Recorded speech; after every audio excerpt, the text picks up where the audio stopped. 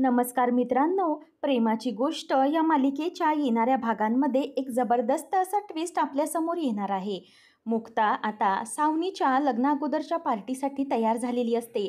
त्याच वेळेला मुक्ताला पाहून सागरची तर पूर्णच विकेट पडलेली असते आणि त्यानंतर मिहिरने ठरवलेले असते की काहीही करून त्या पार्टीमध्ये जायचं नाही. पण मात्र सागर हा मुक्ताला त्या पार्टीमध्ये सोडायला जातो आणि जेव्हा मुक्ता पार्टीत जाते तेव्हा हर्षवर्धनने मुक्तासाठी जाळं विणून ठेवलेलं असतं. आता त्या जाळ्यात मुक्ता अडकली जाणार का, की या सगळ्यामधून हर्षवर्धनच्या तावडीतून सागर मुक्ताला कशाप्रकारे सोडवणार आणि या सगळ्यात तो त्या सत्यम हर्षवर्धनला कशाप्रकारे चोप देणार, हे सगळं आपल्याला या ट्विस्टमध्ये पाहायला मिळेल. त्यामुळे व्हिडिओ शेवटपर्यंत नक्कीच बघा. आता सत्यमने हर्षवर्धनला विचारलेलं असतं की तू नेमके काय करणार आहेस. तेव्हा तो म्हणतो की तुला तर प्लॅन माहीतच आहे. आदित्य मुक्ताला ॲड्रेस पाठवणार, म्हणजेच या ॲड्रेसवर मुक्ता येणार. आज काय मी तिला सोडत नाही. आज तिला मी दाखवतो की स्वतःची इज्जत ही जेव्हा लोक काढतात तेव्हा कसं वाटतं. तर इथे सावनीची पार्टी ही सुरू झालेली असते. सावनीच्या पार्टीला मिहिका जाते, कारण मिहिकाला सावनी यायला सांगत असते. नंतर मुक्ता देखील त्या पार्टीला पोचलेली असते. सागर हा मुक्ताला त्या पार्टीमध्ये सोडतो आणि म्हणतो की मुक्ता, तुम्ही जाल ना व्यवस्थित. तेव्हा मुक्ता म्हणते की हो हो मी जाते आणि मुक्ता छान अशी तयार होऊन त्या पार्टीला पोचलेली असते. त्याच वेळेला लांबूनच तिला हर्षवर्धन बघतो. हर्षवर्धन आणि सत्यम एकमेकांना इशारा करतात आणि म्हणतात की बघा, आपलं सावध आलेलं आहे. मुक्ता मात्र लांबूनच ते सगळं बघते. ती म्हणते की हे काय आहे, नेमकी ही कोणाची पार्टी आहे, मी चुकीच्या ठिकाणी तर आलेले नाही ना. तितक्यातच आता तिथे ड्रिंक सर्व करणारी वेटर येते आणि म्हणते की मॅम, तुम्ही जेव्हा आतमध्ये येता तेव्हा आम्हाला हे सगळं पॉकेट वगैरे द्यावं लागतं. तुमच्याकडे जे काही सामान आहे ते आम्ही लॉकरमध्ये व्यवस्थित ठेवतो. ती म्हणते की ठीक आहे, तुम्ही व्यवस्थित ठेवाल ना. तेव्हा ती जाऊन लॉकरमध्ये तिचं सामान ठेवून देते आणि मुक्ताची पर्स देखील ठेवते आणि मुक्ताच्या पर्समध्ये मोबाईल देखील असतो. मुक्ता आतमध्ये प्रवेश करते तेव्हा ती म्हणते की आय एम सो सॉरी, मला असं वाटतं आहे की मी चुकीच्या ठिकाणी आलेले आहे. त्याच वेळेला हर्षवर्धनचे जे फ्रेंड्स असतात ते म्हणतात की नाही, अहो मॅडम, तुम्ही अगदी योग्य अत्यंत ठिकाणी आलेले आहात आणि हे ठिकाण अगदी योग्य आहे तुमच्यासाठी. तेव्हा मुक्ता खूपच घाबरते. ती म्हणते की नाही सॉरी, ॲक्च्युली मी सावनीच्या पार्टीसाठी आली आहे, पण मी चुकून दुसऱ्याच पार्टीला आले. तेव्हा सगळे हसायला लागतात आणि म्हणतात की हो मॅडम, तुम्ही सावनीच्या मिस्टरांच्या, म्हणजेच हर्षवर्धन अधिकारी याच्या बॅचलर्स पार्टीमध्ये आलेले आहात. तेव्हा मग मुक्ता घाबरते. ती म्हणते की सो सॉरी, मला वाटतं की काहीतरी गडबड आहे, मी चुकीच्या ठिकाणी आले, मी परत जाते. मुक्ता असं म्हणून मागे जात असते. तितक्यातच बाकीचे सगळे लोक तिला थांबवतात आणि तिच्याभोवती घोळका करून म्हणतात की एक मिनिट मॅडम, तुम्ही बरोबर ठिकाणी आला आहेत. कशाला जाताय, तिथल्यापेक्षा इथे जास्त मजा येईल तुम्हाला. आणि असं म्हणून एक मुलगा तिचा येऊन पदर धरतो आणि म्हणतो की एक एक ड्रिंक होऊन जाऊ दे, सगळ्यांकडून एक एक ड्रिंक तर घेतलंच पाहिजे तुम्ही, खूप मजा येईल. मला माहीत नव्हतं की हर्षवर्धनने पार्टीमध्ये इतकं छान सगळी नेमणूक करून ठेवली आहे, खूप छान मजा, असं सगळे म्हणतात. आणि मुक्ताच्या जवळ जाण्याचा सगळेजण प्रयत्न करत असतात. मुक्ता म्हणते की प्लीज माझ्याजवळ तुम्ही येऊ नका, लांब व्हा. त्याच वेळेला मग आता मुक्ता त्याला म्हणते की कोण आहात तुम्ही आणि बाजूला व्हा. आणि हर्षवर्धन कुठे, हर्षवर्धन असा ती आवाज देऊ लागते. त्याच वेळेला ती म्हणते की अरे हर्षवर्धन काय, हा काय इथेच आहे. तेव्हा हर्षवर्धन समोर येतो आणि मुक्ता म्हणते की हे काय चाललेलं आहे हर्षवर्धन, यांना जरा सांगा आपलं नातं काय आहे ते, आणि ही लोक उगाचच माझ्यावर जबरदस्ती करण्याचा प्रयत्न करत आहेत, यांना कळत नाही आहे का. तेव्हा मुक्ताचं सौंदर्य पाहून 2 मिनिटासाठी हर्षवर्धनचा पण पाय घसरतो. तो म्हणतो की अहो मुक्ता मॅडम, असं काय करताय तुम्ही, तुम्ही डेंटिस्ट आहात, तुम्हाला समोरच्याच्या दातातलं काय मनातलं डोळ्यातलं पण कळतं की नाही. आमचे वेदनाभाव जरा समजून घ्या आणि काय ते समजून उमजूनच वागा आणि ह्या सगळ्यांना जरा खुश करा, म्हणजे कसं आहे तुम्ही पण खुश. तेव्हा ती म्हणते की हर्षवर्धन, काय बोलतोयस काय तू, तुला काय बोलतोय ते कळतंय का. अरे तू आमच्या नात्यामध्ये येणार आहेस, आपलं नातं निर्माण होणार आहे, सावनीशी लग्न होणार आहे तुझं, आणि तू असा काय वागतोय. तिच्या डोळ्यात पाणी येऊ लागतं. हर्षवर्धन म्हणतो की ओ कम ऑन मुक्ता, कोणाला काय कळणार आहे, अगं थोड्या वेळाची तर मजा आहे, आणि काय त्या सागरला तसंही इथे इंटरेस्ट नाही आहे, मग तूच तर या पार्टीत मजा घेऊ शकते. तितक्यात सागर आता मुक्ताची आठवण येते, म्हणूनच मुक्ताला फोन करतो. मात्र ती काही फोन उचलत नाही, म्हणून तो मिहिकाला फोन करतो. मिहिका तर सांगते की अहो भाऊजी, आमची ताई आहे कुठे, तिला पार्टीमध्ये सोडा तरी, का तिलाच बघत बसलात. तेव्हा सागर म्हणतो की काय मुक्ता तिथे आली नाही. तेव्हा ती म्हणते की नाही, मुक्ता नाही आली आहे. सागरला मात्र टेन्शन येऊ लागतं. आता तो लगेच मुक्ताच्या फोनवर फोन करू लागतो. तो म्हणतो की मुक्ता नेमक्या गेला कुठे? मला तरी वाटतंय की मुक्ता ना बहुतेक बाहेरच थांबले असतील. त्यांना हे सगळ्या पार्टीमध्ये इंटरेस्ट नसेल, तरीही मी त्यांना फोन करतो. आता सागर मुक्ताच्या फोनवर फोन करतो. त्याच वेळेला तिचा फोन वाजतो आणि नेमका पार्टीमधला हर्षवर्धनचा एक मित्र येऊन उचलतो आणि तो म्हणतो की बोला कोण? तेव्हा सागर म्हणतो की कोण बोलतंय समोरून? माझ्या बायकोला फोन द्या, तिथे आहे ना माझी बायको, तिचा हा फोन आहे. तेव्हा मग आता तो म्हणतो की आमच्या या पार्टीमध्ये फक्त एकच बाई आहे, जिच्यामुळे आज आमचा अगदी ऐशोआराम होणार आहे. आणि हर्षवर्धनने अशा बाईला पार्टीमध्ये बोलवून ना आमची पूर्ण मजाच क्रिएट केलेली आहे. खरंच आजच्या पार्टीमध्ये खूप मजा येईल, त्याच्यामुळे फोन करून डिस्टर्ब करू नका. आता सागरच्या लक्षात येतं की मुक्ताला मी ज्या रेस्टॉरंटमध्ये सोडलं आहे, ज्या हॉटेलमध्ये सोडलं आहे, तिथे नक्की कोणाची पार्टी आहे.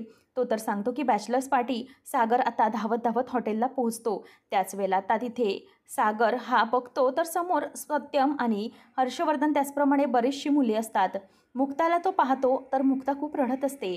तर इथे हर्षवर्धन हे सगळं लांबूनच बघत असतो. हर्षवर्धन म्हणतो की अरे वा, आला हा, बघा हा मुक्ताचा पती आला. काय आहे, ह्याला या पार्टीजमध्ये इंटरेस्ट नाही, पण मात्र बायकोला या पार्टीमध्ये ह्याने पाठवलं. आणि सत्य म्हणायला लागतो की अरे, जर बायकोला पाठवलं असंच पार्टीमध्ये तर तिला एन्जॉय करू दे ना, कशाला तिच्या मध्ये मध्ये करतोस? असं म्हटल्यावर आता सागरला खूपच राग येतो. सागर म्हणतो की ठीक आहे, एन्जॉय करायचं आहे का? एकेकाला चांगलंच एन्जॉयमेंट दाखवतो. असं एन्जॉयमेंट दाखवतो ना की तुम्ही कित्येक दिवस तुमच्या अंथरुणातूनच उठले नाही पाहिजे.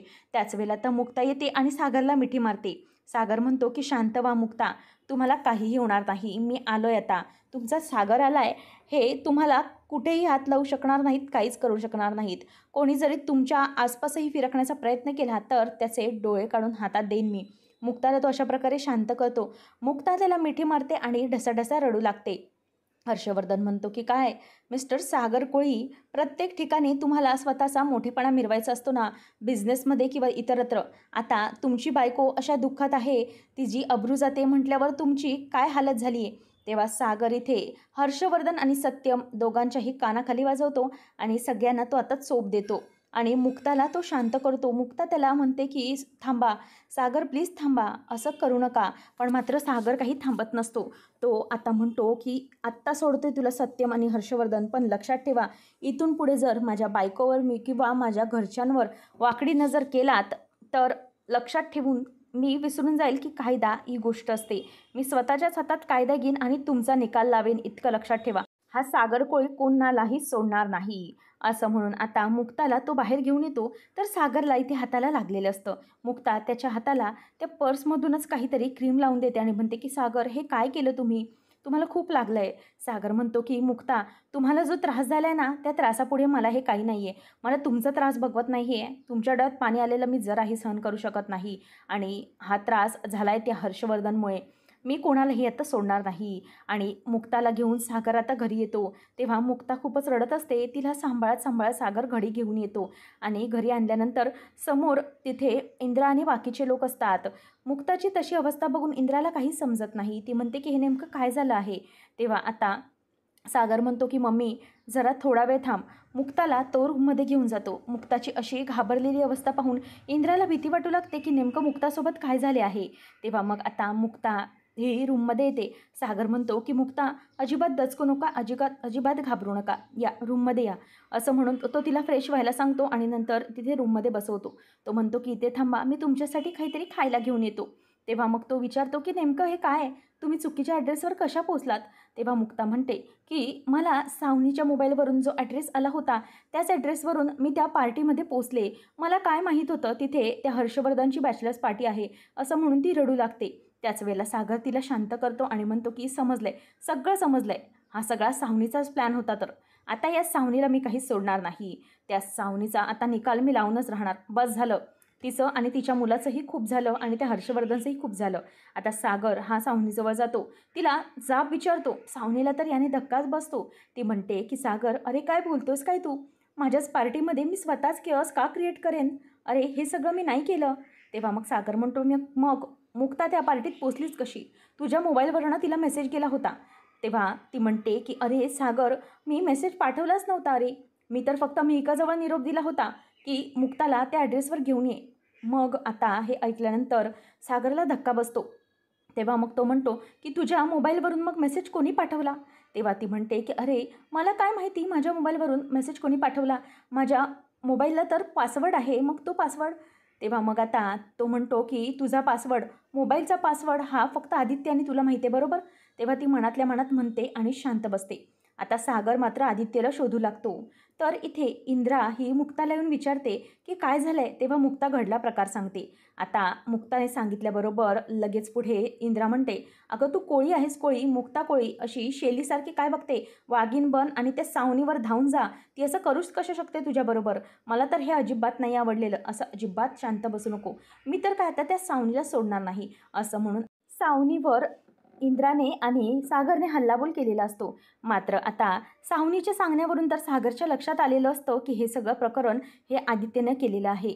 आता मुक्ताला या सगळ्या त्रासातून सागर कशाप्रकारे बाहेर काढणार आणि आदित्यला पकडून तो जाब काय विचारणार आणि या सगळ्यामागचा सूत्रधार हे हर्षवर्धन आहे हे समजल्यानंतर सागर हा कशाप्रकारे त्या हर्षवर्धनला धडा शिकवणार, हे सगळे पाहणे रंजकतेचे ठरणार आहे. अशाच मालिकांचे लेटेस्ट अपडेट जाणून घेण्यासाठी आजच आपल्या चॅनलला सबस्क्राईब नक्की करा. आजचा हा ट्विस्ट तुम्हाला कसा वाटला कमेंटमधून नक्की सांगा आणि व्हिडिओला लाईक शेअर करायला विसरू नका. धन्यवाद.